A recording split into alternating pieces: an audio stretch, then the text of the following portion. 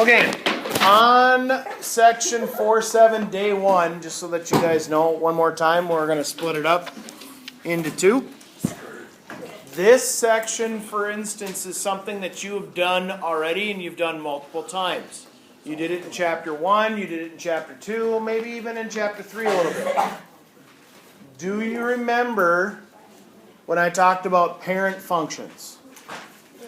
And I talked about shifting it up or down, left or right, stretch or shrink, reflection? That's what today is all about.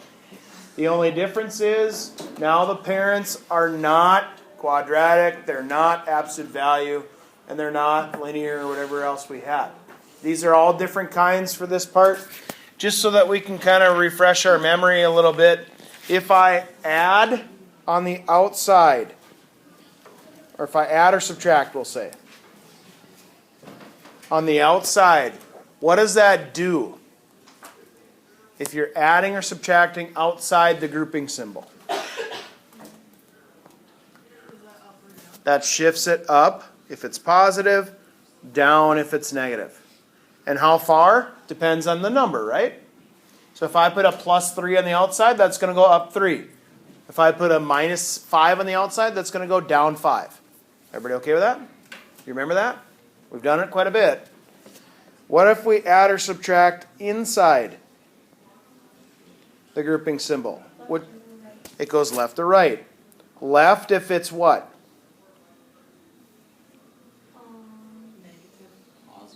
Positive goes left and negative goes right. How far? Depends on the number. If it says x minus 3 inside the grouping symbol, then that means I shifted to the right 3 units. If it's x plus 7, that means I go left 7 units. Do you guys remember this? Yes. We've done it a couple times. So those were 2 of them. Now the other one, just to kind of refresh your memory. What was reflection? What was that? That's what it does, but what does it look like in the picture? No. What does it look like on the equation? A negative. Right. So, negative sign outside does what? X-axis. Negative sign inside, y-axis. So again, it flips over. So if you had something that was like this, now it'll go like this. Or this, depending on whichever way it flips, right? Everybody okay with that? Yeah. What was the other thing that we had besides reflection and shifting up or down? Stretch or shrink. Okay, so we had 2 different types of stretch or shrinks. We had a vertical and we had a horizontal.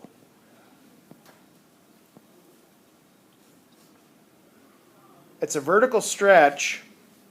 Remember, we're outside the grouping symbol when we're vertical, inside the grouping symbol when we're horizontal. When was it a stretch? What was the number? It had to be greater than 1. Okay. Now Tamara uses the letter X. We're going to use the letter A because X is going to be the variable. All right. And it was a shrink when that number was where? When it was between 0 and 1. What kind of numbers are between 0 and 1? Fractions. Right, like 4/5, 1/3, 1/2. Is 5/2 a stretch or a shrink? Stretch, because it is greater than 1. 5/2 is 2.5. 2.5 is bigger than 1, so it would be a stretch. What does that do to the graph when you stretch it again vertically? Makes it longer or narrower, right? What happens when you vertically shrink it? It gets wider. Horizontal stretch. and shrink. What happens?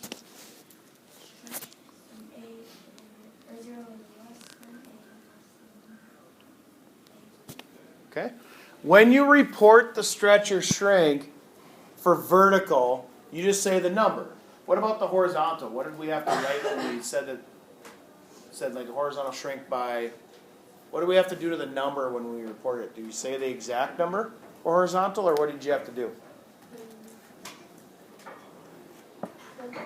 You had to say the reciprocal. Right. This is what you're going to do today. You're going to be given some equations. You're going to be given a parent, and then you're going to be given the new one, and it's going to say describe the transformations, and then draw the graph. This is not new.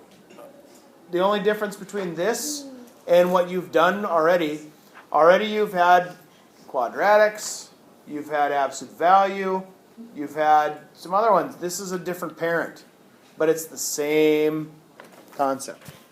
So, when you look at ones like this, here's what they're going to say. It's going to say things like this.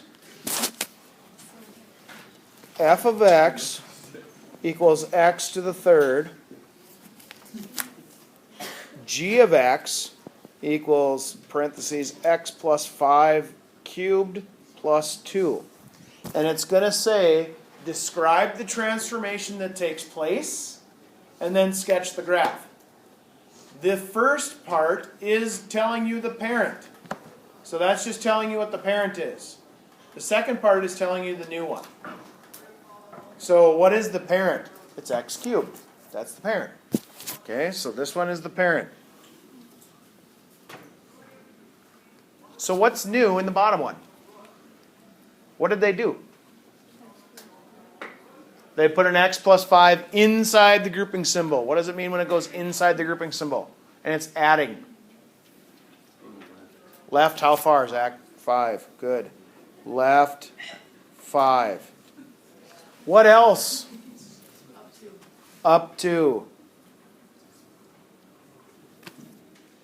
Is there anything else that we're missing? No. We have just described what's going on. Now it's time to graph it. Now, realistically, I know how you guys are going to graph these, but since I don't have one in my possession, x to the third, this is what the parent looks like. Comes through here and goes up. That's the parent. The child, you just told me to go left 5, up 2. So left, 1, 2, 3, 4, 5, and up 1, 2 means that it probably starts turning right there. So it comes up in here and does that number. Now I know with your graphing calculators, if I asked you just to whatever, that's what it should look like. Do you have to draw the parent? No. I just did it just to show you that that's what the original one looks like. All you're responsible for drawing is the second one. So you have to describe what happens, and then you have to draw the new one. Are you guys okay with that? Yep. Have you done this before? Yep. Yeah, like at least 3 times, if not more. Now, the only other thing that they're going to have you do on there is they're going to have you match. Okay, so on 3 through 6, it says describe the transformations of f represented by g, and then graph the function. Then it's going to say on 7 through 10, match the function with the correct transformation. Explain your reasoning. So like on number 7, for instance, when I look at number 7, it says y equals f parentheses x plus or x minus 2. The x minus 2 is in parentheses. So therefore, what does that do? If it's x minus 2 in parentheses. It goes right or left. Which way does it go for sure? Right. How far? 2. So then all you do is take the original picture that they have and see which one moved to the right 2 spaces. It's matching. Okay? And that's it. Do you want me to do another one like this that's on the screen? Unless there's a harder one. There's not. Okay.